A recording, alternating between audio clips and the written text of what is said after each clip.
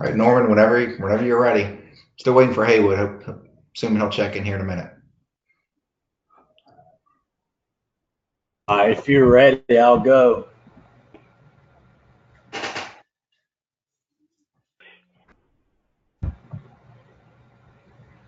Yep.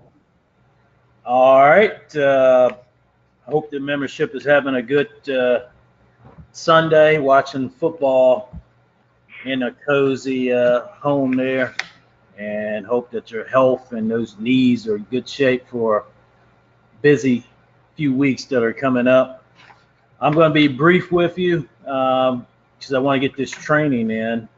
I'll be followed by Aaron and then Mr. Stone and then the training committee. The webinar is a good tool to use. In fact, during the summer, the executive board and I are going to talk about doing more of these webinars, more than just the 6. I have an idea about that, and it deals with just training. You don't have to listen to me or anyone else. It would just be to Aaron with what he needs to go over during the season, Mr. Stone, and then training. I think we're going to add a few more of those in there. I think this is great stuff. I've received a lot of good feedback from the membership on this webinar, and it's a good tool we've always paid for and never used as part of a package deal, but we're going to keep it going. Just as a reminder, it is an in-person meeting on February 10. I'll repeat, February 10 is an in-person meeting. The entire membership needs to be there. You need to make sure that you're physically at the meeting. Starts promptly at 6 o'clock. We'll have pizza and so forth. We will be going over the election. There will be folks who have nominated and so forth, which to do a speech. After the meeting on February 10th, starting at midnight, the election polls will be open for 7 days. I'll repeat it again, 7 days starting at midnight. So you'll be given a link. You go on there and vote. It's pretty easy to do. Attendance. Remember, if you don't see your name, you need to look at those attendance on our website. Make sure your name has been marked, whether you're listening to the web, in person, watching the video. You have 7 days after to do that. Contact Jim Neal, and your name is marked.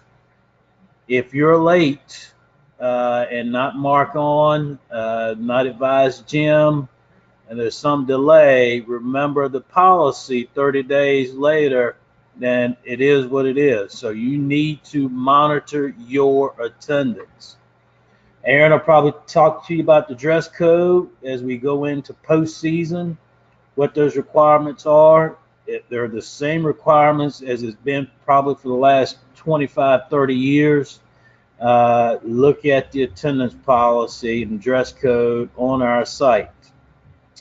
Just as a FYI, as you travel, look, some of the schools have closed for tomorrow because of the weather, but also be mindful that road conditions. So you need to look at this before you travel. I-64, New Kent, Henrico line there. There's road constructions, and they'll be full back on Tuesday as I check the VDOT website. So there'll be delays both east and west on that road throughout from now throughout the summer as they widen that road. Route 3 on the northern neck, if you're traveling Westmoreland, Northumberland, and so forth. I understand from VDOT they're going to do some work on the roads on Route 3. So if you're heading 360 to go to those locations, you might need an extra minute or two so you're not late for your ball games. Giving a plug for Alan Gravitt, who's the commissioner for softball. He is looking for softball officials. If you wish to do softball this year, contact Alan Gravitt as soon as you can. Danny Edwards has U-Trip Baseball. If you wish to do travel ball during the summer and the fall of 19, you need to get up with Danny Edwards for baseball.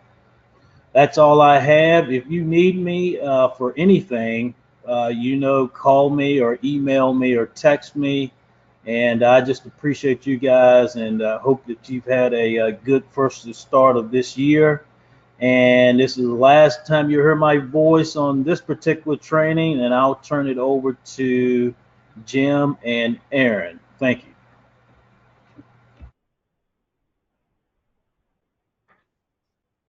Good evening, everyone. Good evening, everyone. We're going to go over a few things. First, I continue to ask people to keep their blocks updated. This is the meat of our season. Tuesday, Friday night, we are averaging well over 100 games. So if you're looking for a night to take off, Tuesday and Friday are not those nights. With that being said, we also have games on Saturday. So if you were one of those guys that like to go out and work 8 or 9 rec ball games, block out Saturday. I do not want you to do 7 games of rec ball and then come try to work a varsity basketball game. So, keep your blocks updated. If you're doing rec ball, that's fine. Just block it out. And also, you just need to know that postseason is on Saturday also. So, if you're going to block out Saturdays, block them out.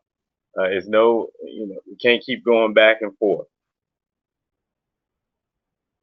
Dress code. And we going over just the regular season dress code. At no time can you go to a game in jeans. I'll repeat it again. At no time can you wear jeans to the game. I encourage you that if you fall in a situation where you have to violate the dress code, that you self-report or someone in your crew reports. The worst thing that can happen is that an athletic director calls me and says an official arrived out of uniform and not in the way that they're used to seeing us.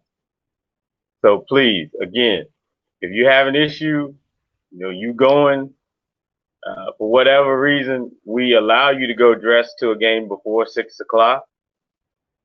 If you have an issue, I suggest you put on your uniform and an overcoat and go in the game versus wearing some jeans and having to take the fine. I will also say to you that if I do get that information from an AD, the whole crew will be fined.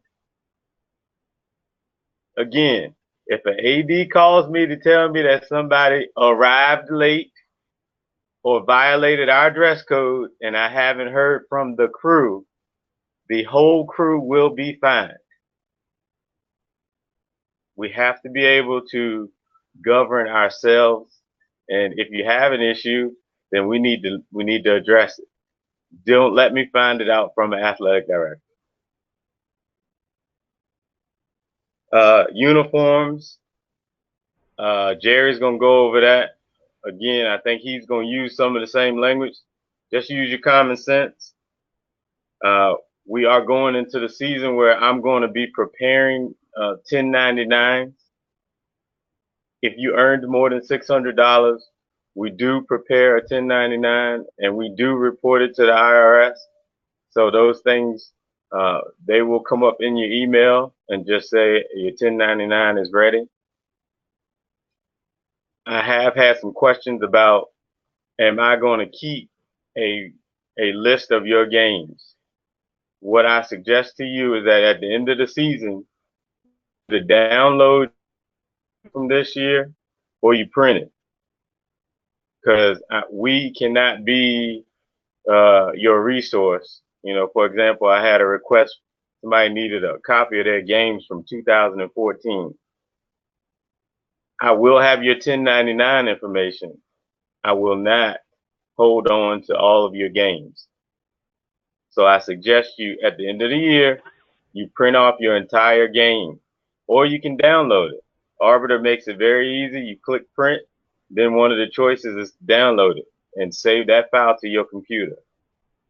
Again, we will not have your games from the previous years available to you. So you need to print off your schedule for the whole year at the end of the year, if you are one that tracks your mileage. If you have questions, send me an email. I think it's pretty straightforward though. Pre-games. If you're not taking the time to pre-game actionable plays, then you're hurting your crew.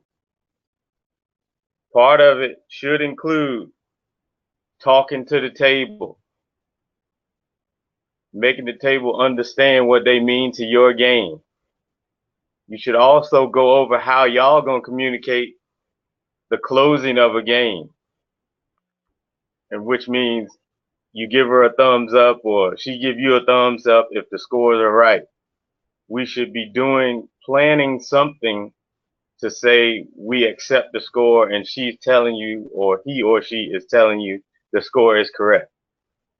It could be a head nod, it could be a thumbs up, it could be a nod, whatever you want it to be, but you need to pregame that and you need to relay that to the people at the table so they know what's going on. You should be talking about a fight situation. You should be talking about how you're going to communicate during the game. Whether you need help on a line play or you don't need help on a line play. These are all things we need to be reviewing in the pregame.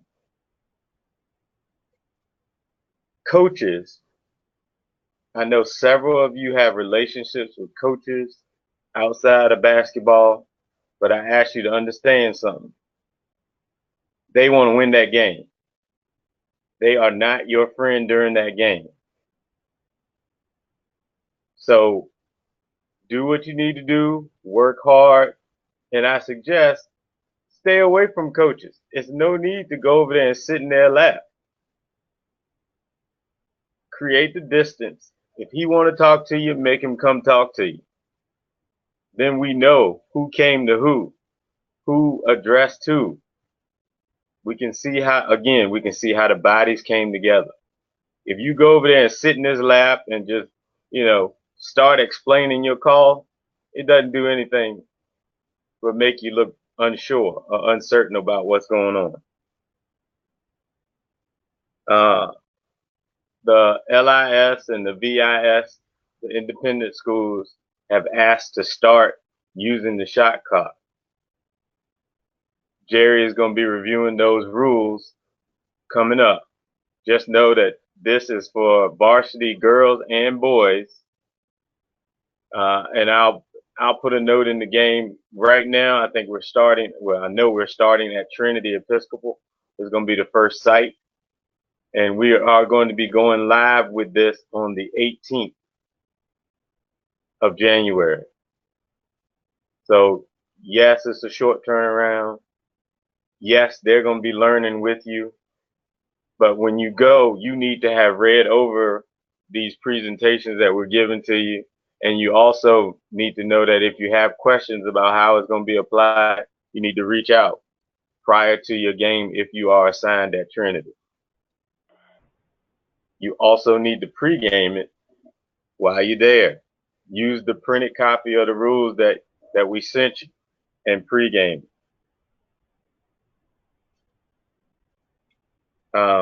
We are evaluating you, whether it be with somebody working in your game or somebody coming to see your game or somebody actually on the arbiter assigned to see your game. So you need to be arriving to the floor on time. Your uniform need to be uniform. And you need to hustle the entire game. We are going to be making decisions about postseason and I'm taking all evaluations, and I'm coming to see you myself. So just be aware, you're not just out there. So if you have questions about that, shoot me an email. But don't just think you're out there by yourself. Last but not least, we have several people who have joined our association. If you have identified something that you do differently from a previous association, put it in your pocket and ask or be certain of how we do it here. And be certain of what level you're working that night. That's all part of your pregame. So we should not be saying, that's the way we did it where I came from. You're no longer there. You have joined CVBOA, and everybody is trying to do it in one way. So if you have questions about how we're doing something, you need to do it, ask it in your pregame. That stuff should not go out on the floor. We're in January. Things are going to get tight. I suggest that if you're going to utilize a technical foul or you see things getting out of hand, I encourage you to warn a head coach first. What I do not want is for him to have been whining, being inappropriate, being out of the box the entire game, and nobody in the crew say anything to him, and then you stick him in the fourth quarter when he's making a run. Those are things that we can avoid.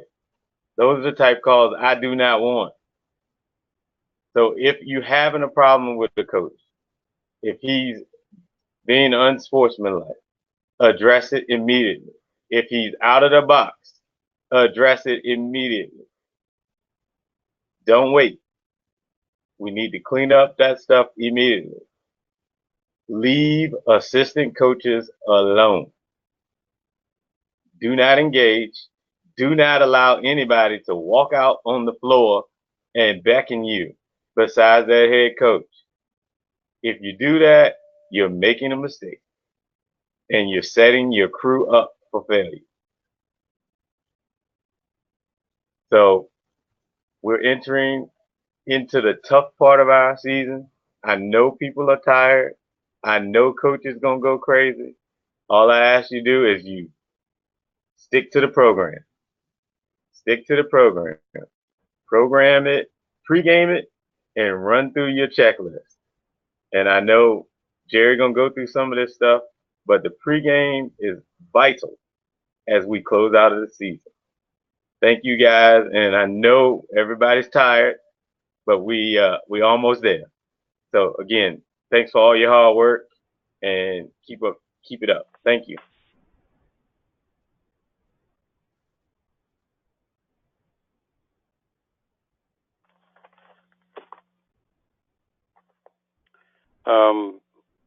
I'm assuming that I'm next. I think in the line. A lot of what Aaron said is going to be repeated in the information that pops up on the screen here in a couple of seconds. But it is important information, and in some cases, it reviews some things that we as officials do that we really don't have to do, and by doing them, it kind of puts us in trouble. And that takes us right to the very first issue. I've had questions from two directors of athletics involving officials who have come in and rearranged their bench area. And remember, we are there to referee. We're not there to rearrange the way the facility people have set the gym up. If there's a major problem, then go to game management and have them take care of that. But there's no rule in the book that says all the chairs have to be in the coach's box. There's no rule in the book that says the coach has to sit in the coach's box in order to coach. It simply says that if the coach is going to use the coach's box privilege, they must start in the box and finish in the box. If the coach opts to sit outside of the box, then that's the coach's seat all night long. and they may still stand a chair or call a timeout or do the 4 things that are in Rule 10 that the coaches are allowed to do, but they are not allowed to stand and coach outside of the box. So that decision has to be made prior to the tip-off. If you happen to get into a gym where there are seats all the way from the table to the inline, and you certainly want to ask the coach when you greet them if they're using the coach's box, feel free to do so, because we don't want to set them up for failure and have them sit outside and then come over and say, hey, coach, just remember, you've determined that you're going to sit outside the box, therefore you don't have coach's box privileges. But the bottom line is we don't rearrange the chairs. We leave the benches and the chairs as they are, and we work within the confines of the way the rules in the case book say we need to work. We've also had a couple of questions come in about the clock starting. Remember, that's almost basic officiating 001. On a jump ball, a throw in, and a free throw, the key is the clock doesn't start till it physically and legally touches a player on the floor. It doesn't start when the ball hits the rim on a free throw. It doesn't start when the ball hits the floor on a throw in.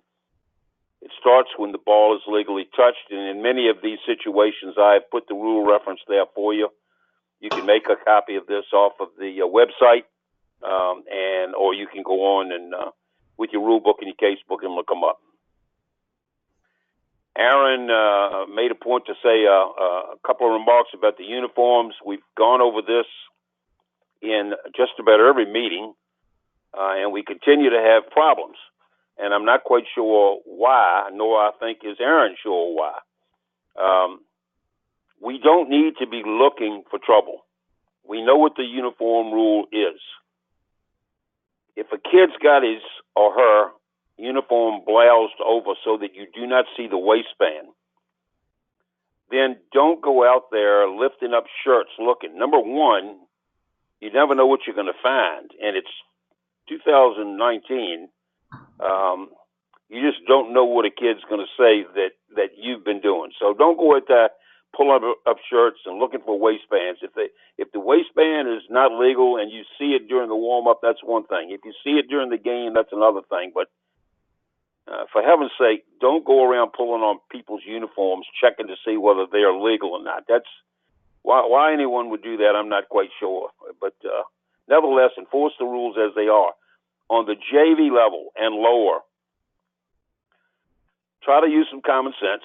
I think a couple of meetings ago, as well as the last meeting, our commissioner said that, and a very good point was made, that in many of our schools, the uniforms are passed down. The JV and ninth grade teams don't have a choice as to what they wear. They just wear what's handed to them. And it's not going to be very pretty sometime. So for the officials that are working those JV and ninth grade games, don't let the players make a travesty of the rule.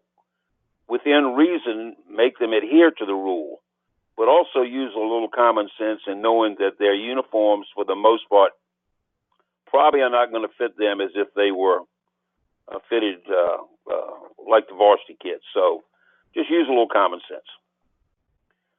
The next issue, reporting a timeout. In some of the games that I've observed, I've noticed, especially when the official and the three-person crew in the trail is granting the timeout, that you're turning and immediately going into the timeout process. Remember, we've got players spread out across the floor. Give the teams, you don't have to wait until they're seated or standing in the circle if it's a 30-second timeout, but if you give them time to get to their bench area before you report the timeout. If you just turn and simply report the timeout and say start the clock, we literally could have the warning horn sound before players get off the court to their coach. So, again, use some common sense. Take a look around you. Be slow. If the game warrants being real slow late in the game, it's a tight game, coaches need a little extra time, use your common sense and give them that time. Let them get to their bench and don't try to get them there too quick. When should we communicate? This is a question I get a lot. When should we communicate the number of timeouts? And I know sometimes we feel like that's something we should do just to kind of help the situation. Technically, the It's not our job to tell the coaches or the captains how many timeouts are left until there are none. If you know that there are no timeouts, and you've probably told the scorers to let you know when a team has no timeouts, and you know when that happens, late in the game for the most part, you're asking that question, how many timeouts do we have left? If the answer to that question is 0, then I would very wisely, from a preventative standpoint, tell the coach or the captain, and personally I like to tell the captain. I just don't like to communicate a whole lot with coaches unless they really want something of me. So I'll tell the captain, hey, captain, you've got 0 timeouts. But if you're standing there and the coach is there, again, use a little common sense. But again, we don't need to be telling them you have 2 left, you have 1 left. We don't need to be in their huddle giving that information. It's their job to know. They've got assistant coaches that are keeping track of all that. But when we have no timeouts, we certainly don't want anybody to take one in a situation that causes them to lose the game because of that. But if they take it, remember they get it. It's a technical foul, and we can't ignore it.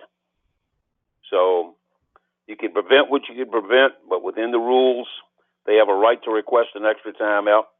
Remember, that's a team technical. That's not on the head coach. So just go through the process. Aaron talked a little bit about asking for help. Remember, there are two situations that come up that the term help is used in. One, it's when you need help. And if there's a play and you've caused the ball to become dead, you blew your whistle, but you're not quite sure of the play and you need help, then you need to verbally indicate to the crew, help. Let them know you need help. Don't be looking around, because sometimes somebody 45 feet from you doesn't realize you're looking for help, or doesn't even realize why you're looking at them. They may think, in fact, you're looking at them to make the call. Tell them, help. But the second part of this thing is what causes us problems. And we've had some situations that have arisen with this. Remember, if you're going to take information to somebody, you've seen a play, it's different than what's been called. You're 5,000% sure that you absolutely, unequivocally, without a doubt, know that I've missed a play, and you're going to bring me information that is different and is going to cause me, in your mind, to change my call. Remember, you give me information and you leave me alone. Walk away. Number one, there shouldn't be a discussion. You're just bringing information. But don't make the call. If you're bringing help, it's still my call to make. I can do with your information what I desire to do. 99.9 times out of 100, I'm going to use the information of my partner, and I'm going to change the call. But there may be that 1/10 of a time that I don't. And it is what it is. So if you're bringing help and you didn't make the call, don't you be making the call. And don't you be changing the call after I've made it. Okay? Just let's get those two situations straight and clear. And that should be, as Aaron said, gone over in the pregame. How are we going to handle asking for help versus giving help? Interfering with a throw-in. Remember, there's a lot of things can go on. Number one, if a defensive player simply breaks the plane on a throw-in situation, that is a warning, and that's that team's delay warning for that game. 1 per team per game. If by some crazy reason the defender reaches out of bounds and fouls that thrower in, that's an intentional foul. If they hit the ball, that's a technical foul. So no matter what happens, if the defender breaks the plane, something's got to happen. We cannot have a defensive player with any part of their body out of bounds during a throw-in and there not be some call.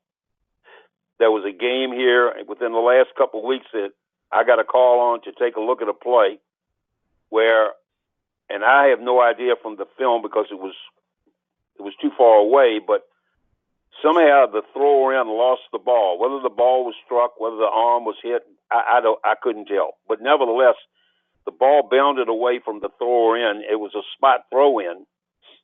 So now we've got a defender that's broken the plane. There's been no warning, no foul, no intentional foul, no technical foul. The ball bounds away out of bounds and goes from one side of the lane to the other. The thrower in goes across the lane, picks the ball up, and now starts the throw-in process again.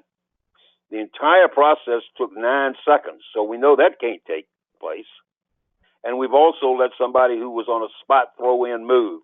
So we almost had an entire rule book and case book covered on that one play. And there was still no whistle on the play. The officials just let it happen. We can't have that. We just can't have that. We can't miss that many plays on one particular play involving a throw-in. So, understand the process. Understand that if we get a technical foul or an intentional foul, that is the warning. There is no warning after that. But we've got to have some kind of call if the defender's out of bounds.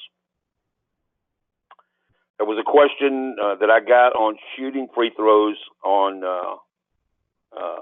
multiple fouls. Remember, we always shoot free throws in the order that they occur.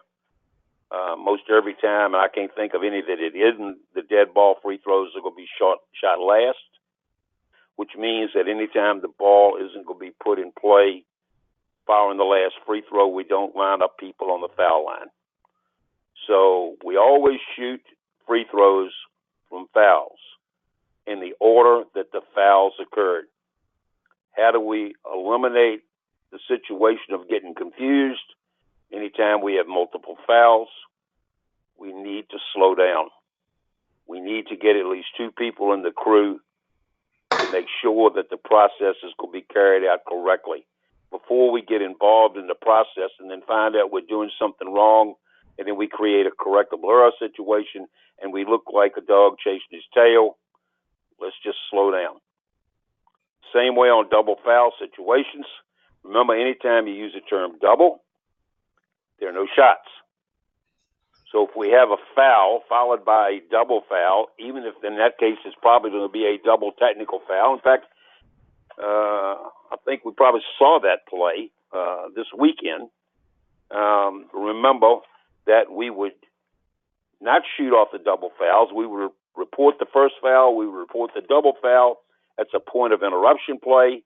We go back, and then whatever the case on the first foul, we carry it out. We either have a throw-in or we have shots. So we go back to where we interrupted the game. If we have a foul followed by a technical foul, a single technical foul, remember that second foul, we're not going to put the ball in play after those free throws. We don't line people up. And if there's a possession error involved, using the example of the foul occurs at the end of a period, and so we would be using the alternating possession arrow to throw the ball inbounds to start the next period. But now we're going to shoot free throws for a technical foul.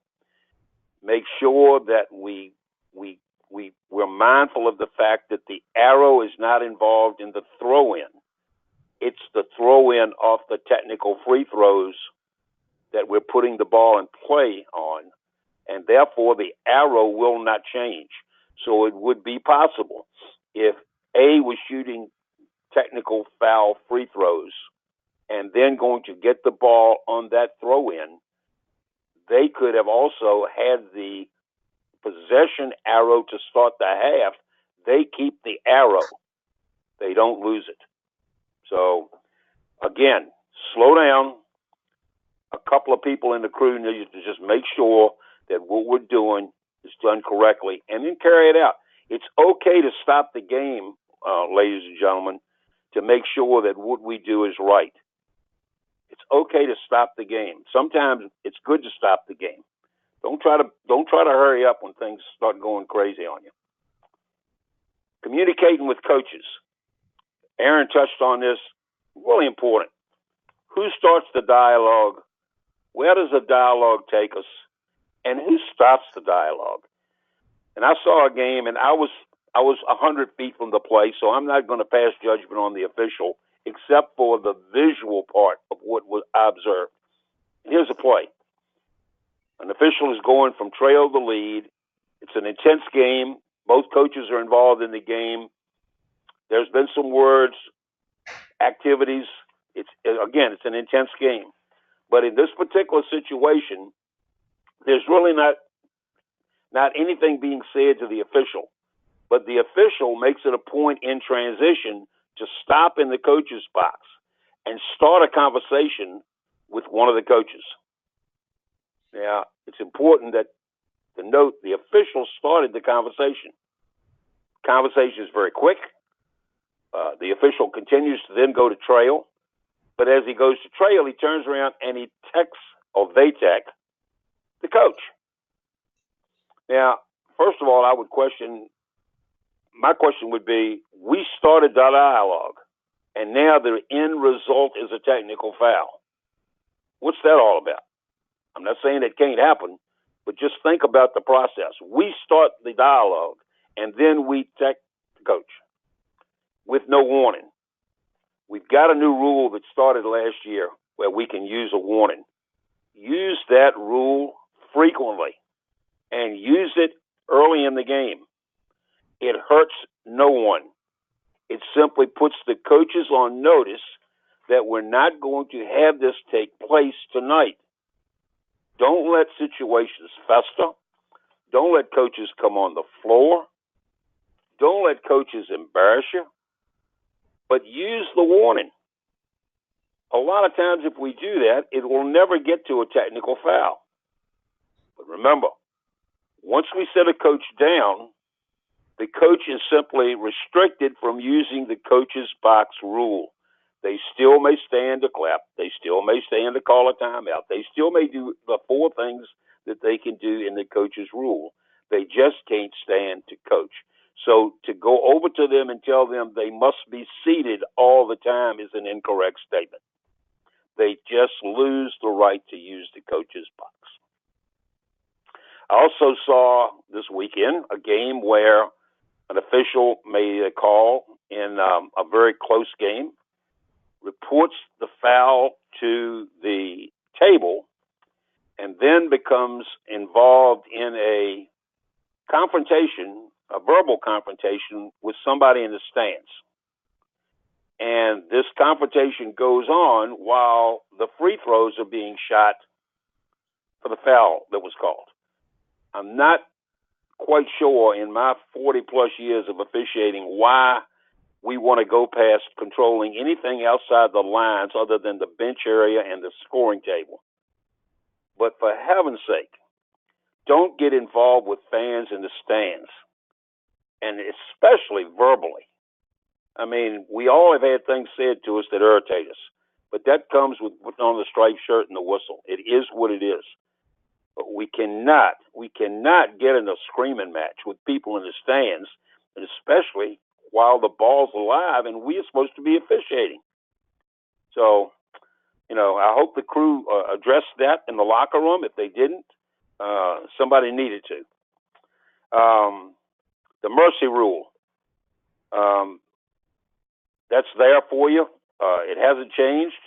There is one district, the district with Freeman. I think Freeman and Tucker in the Colonial. I stand corrected if that's the wrong district. But the district with Freeman and Tucker and that group in it, they play the mercy rule. Once you start the clock running after 30 points, it has to go back below 25 before you start stopping the clock. I'm not quite sure why they changed that rule. I've talked to a couple of athletic directors. They need to just leave it alone. The rule is a rule. Everywhere else that I know of, the way that the rule is written there is the way it should be applied. But the key is, referee, part of your job should be to clarify at the table prior to the game with the table people, and they will know, do you all use a mercy rule? And is this the mercy rule that you use? Ask the question. Ask the question. The time to ask that question is not when someone gets 30 points ahead. It's too late. It's too late. You need to know that information before the ball's thrown up to start the game. Last but not least, dealing with the scorebook. As Aaron said, we've had some situations occur where we've had some errors with the scorebook. Remember, there's a process, and that process is segmented. How do we correct an error in the scorebook during the game? We stop the game. Hopefully they have added up the periods. So let's use the third period as an example. We know that up until halftime, everything was okay. That's why we asked the book when we come out, was everything okay? And if we have an error in the third period, then all we have to look at is the third period. And we try to look at those two periods, one in the home book, one in the business, and we try to find the error. If we do, we correct it. Then we correct the score on the scoreboard, and we go forth with the game. If we cannot find the error in the third period columns, then the official book is the home book, unless we've designated the visitor's book as the home book because of inefficiency or ineffectiveness by the home scorekeeper. But let's say the home book is the official book. That's the designated official book. We go to the running score. The running score is what we put on the board. If we cannot determine where the error is, the referee is allowed. If there's somebody at the table with a computer, and a lot of these schools now have somebody at a computer at the table, they've got everything, including timeouts. You can go to that. You can use any resource you need to use. But if you can't get it straight, the running score, the official book, the home book, in most cases, is the case. If you have left the visual confines of the floor, and this has been a test question for the last 3 years. Hey, Jerry. Yes, sir. Jerry. Okay. Yes. So about a minute and a half to 2 minutes ago, the power went out in my house. Oh. So I've just reconnected. I think everybody's still on. I don't know if Norman or Regitz or a couple other people can weigh on. I'm basically working off like my battery, and then I had a jetpack that reconnected. So you're sounding loud and clear, but we missed probably the last couple of minutes. So can somebody else chime in to see if we're still connected? I didn't miss a thing. I didn't lose a thing here. This is Regitz. Oh, you didn't? Okay. All right. Perfect. So let's move forward with the scorebook. All right. Sorry about that. If we are, that's okay. No, thank you, Jimmy. If we are leaving the floor and anyone in that crew has not left the visual confines of the floor, and there's a problem and we get called back, that is within our jurisdiction by rule, and we can go back and we can do what we need to do to correct the score, including a book error, which we may correct in a tie game, only to find out that somebody's won the game if we haven't already started the overtime. Remember, however, if we started the overtime and we find a book error, which by rule can be corrected at any time, a book error. The book has made a mistake. We know that they've made a mistake. We find it. We add that point, but the overtime continues to be played once we've started it. If we have left the visual confines of the floor, the door's closed and we're off the floor, and we look back and we can't see it, it's too late. And we had at least one official, or if not more, say we can't have a game end in a tie. You're exactly correct. It ends with what's on the scoreboard. It is what it is. By rule, that game has ended. It doesn't mean the district or the VHSL won't make another ruling. But as far as our officiating crew is concerned, once we leave, by rule, the visual confines of the floor, then we have no reason to go back. Plus, if we go back and we find the error, what are we going to tell the coaches? Well, guys or ladies, we found the error, but we can't do anything about it. I think I put in my last mail out to everybody that the thing to do if you're in that locker room and you find out that something got messed up in the book is you call 1-800-AARON Lewis real quick. You either shower or get dressed as quick as you can, and you get off the premises. But for heaven's sake, don't go back up on the floor. That's just adding insult to injury. We can't change the outcome of the game. It is what it is. Okay? Last but not least, before we get to the shot clock, our last shot of the period, and that's any period, especially at the end of a game when it's going to be determined somebody's going to win and somebody's going to lose. We just need to have a lot more communication that we're than we're having. The games that I've observed, I would say at least 50%, we've got multiple whistles going off by at least two, if not more than two officials, sometimes three in a three-person crew. There's only one person on the floor in a crew that should be blowing their whistle and determining whether or not that last shot is going to count or not count. It needs to be reviewed in the pregame. It needs to be communicated during that last minute or two. And while I say that, let me go back to what Aaron said. I would challenge the referee in every game to verbally get a confirmation in that last minute from somebody involved in scorekeeping with the official book that the scores are correct. A nod or thumb or wink or whatever you want to do sometimes just doesn't cut it. And you're going to have a whole lot more to hang your hat on if somebody does come down and say, we've got a problem. If everybody at the table heard you say, is that score correct? And they confirmed it's correct, even though they may not know. They at least confirmed it was correct. That way, you're off the hook.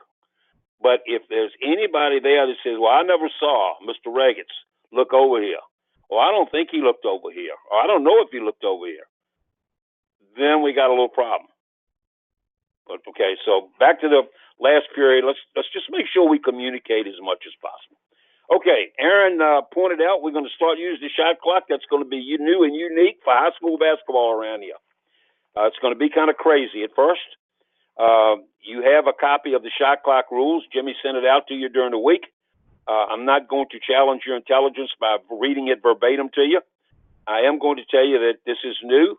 I know we've got guys and ladies that work with the shot clock in women's and men's college basketball. This is the same rule. It's still a 30-second shot clock. But let's make sure that everybody treats this as a new rule and really studies this rule and learns it.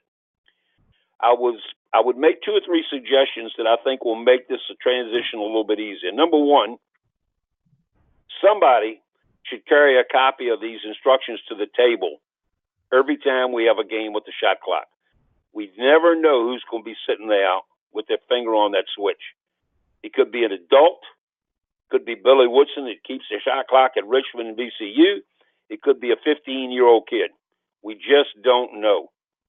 And we don't know whether they're good, whether they're bad, whether they've done it, whether they haven't done it, whether they've looked at the rules once or 100 times. So I would carry, for at least this year, to the table, a copy of the shot clock rules. And I would review them as part of my pregame with the shot clock operator. Now remember, this is not a timing device. This is not something for those in the organization that have never dealt with the shot clock. This is not the timing device that goes on your belt. This has nothing to do with the game clock. This is simply the shot clock. The shot clock may be mounted on the backboard. It may be on the floor. I'm not sure where they'll be. They could be anywhere.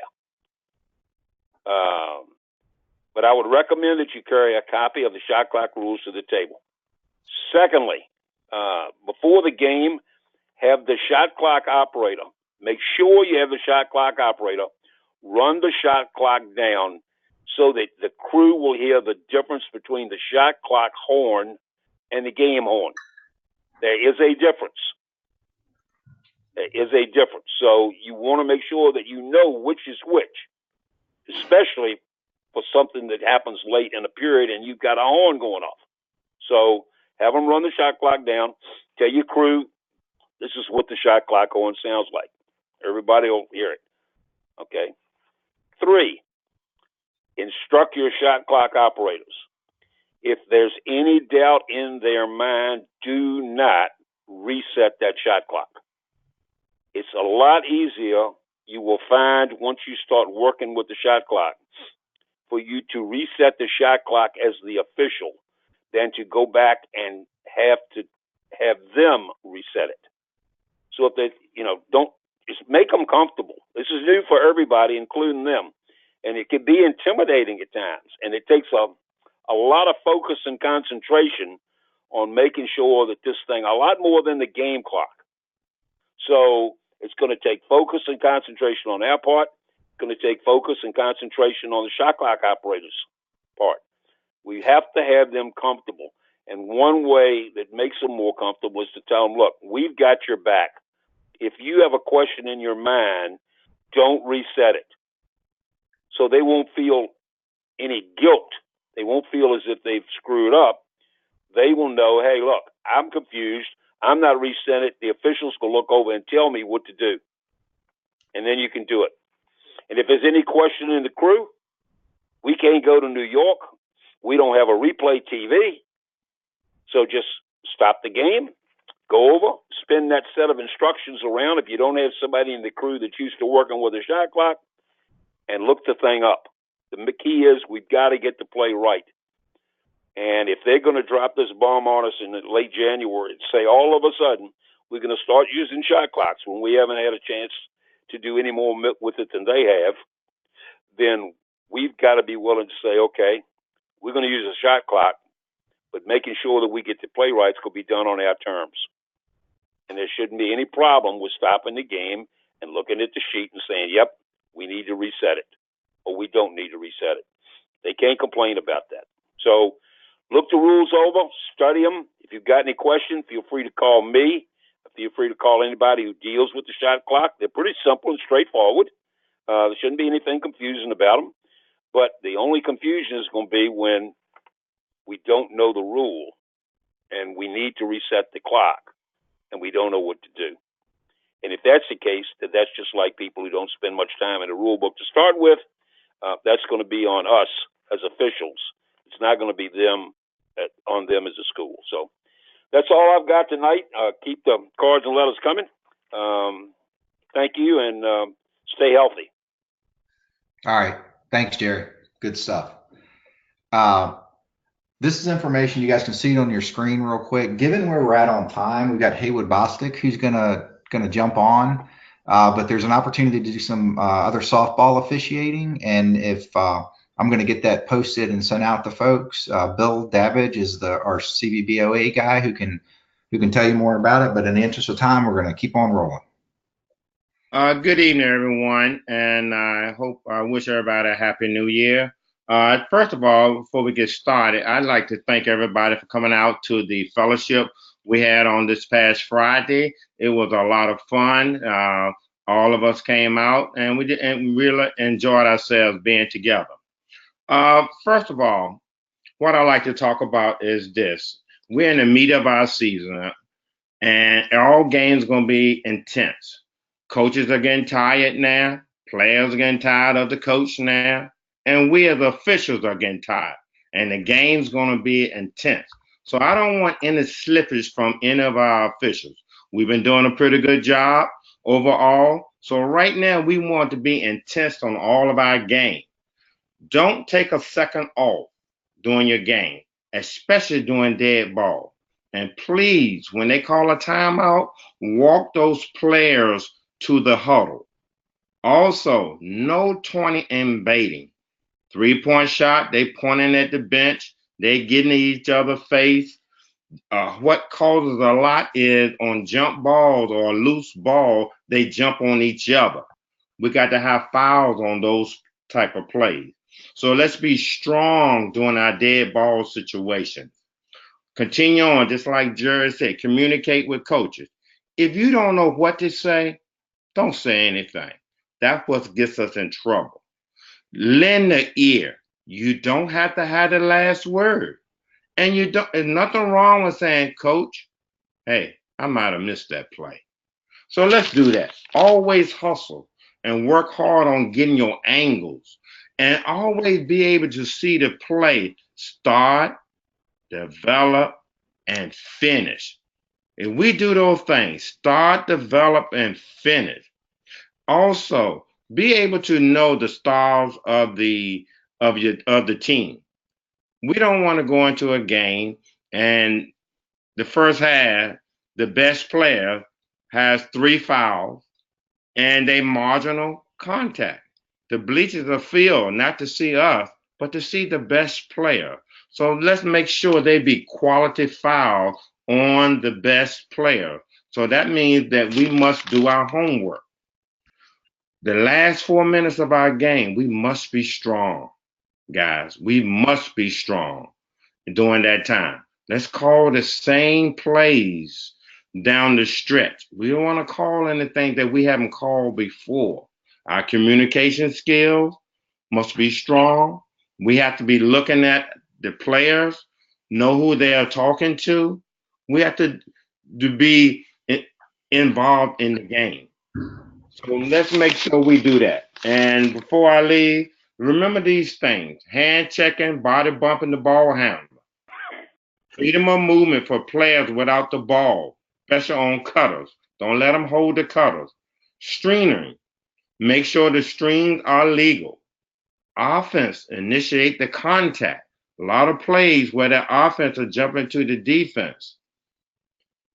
Post play, call the first foul. If you clean up that post early, hey, we're going to have a great game. And rebound and foul. The guy get a rebound and fouls the guy on a rebound. Sometimes we let it go. Hey, call that foul. And really enjoy each other when we out there refereeing. Have fun out there. Be good communicators. Enjoy the game and just have fun. And that's all I have. All right, very good. Jerry, Reggets? Yeah. Yes, Three sir. and a half minutes. Okay. Real quick. I've got a couple little clips here I'm gonna run real quick till my time runs out. Traveling, we've done such a great job of cleaning up the obvious travels the last 2 or 3 years where we weren't doing a very good job of it as a whole before. Remember, C and T continue to clean up the obvious travels in front of the lead. All right, let me run my first video. And this will probably be the only one we'll get to run, Jim. Okay. Play 6.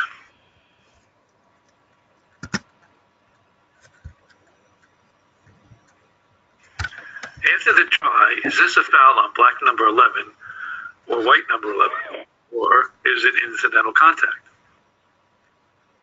Hey, Jerry, I'm not seeing you on the screen. Okay, hang on.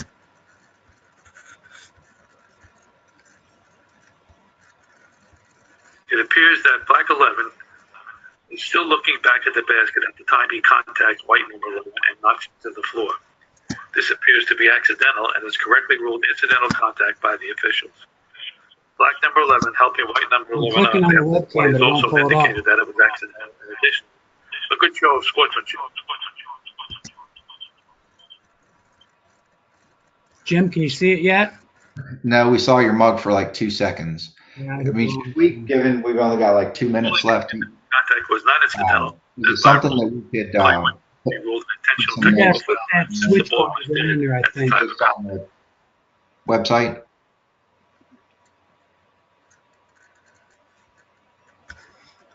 All right, do you have me Play 7. on as a presenter?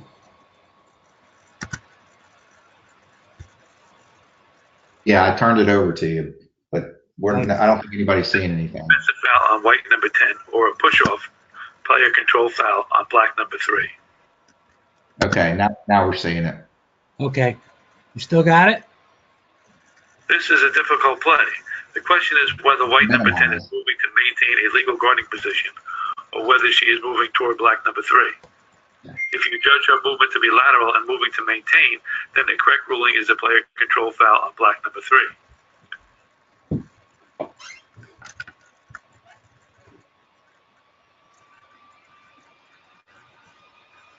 If you rule that white number 10 was moving toward black number 3 when the contact occurred, then the foul ruling by the center official is correct. You make the ruling.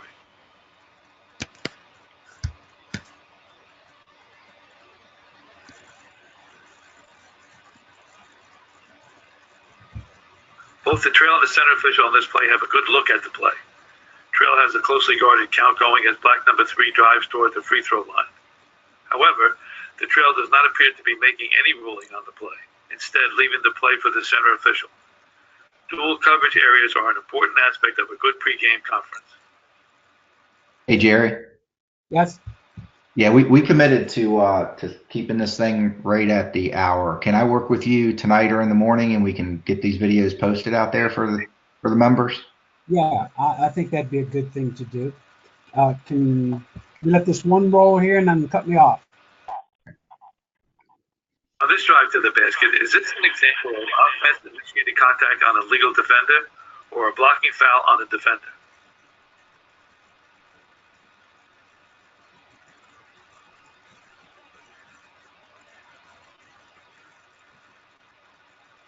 White number 3 establishes legal guarding position on black number 3 and maintains his legal guarding position throughout the play.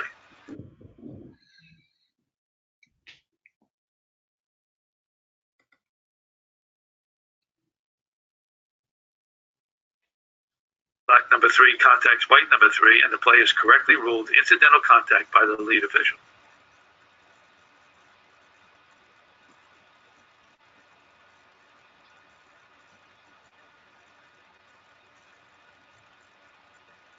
The lead official is in an excellent position to see the play start, develop, and finish. However, he uses an unapproved signal to indicate the defensive player was in a legal vertical position. Use of unapproved signals can lead to confusion and cause problems if one of the other officials were to call a foul. Okay, Jim, thank you. Okay. Hey, thanks everybody. If there's anything that we missed or need to follow up on, the exec committee and Aaron, Norman, whoever, Stone, we will follow up with an email or post it out on the site. Thanks everybody. Have a great night. Talk soon.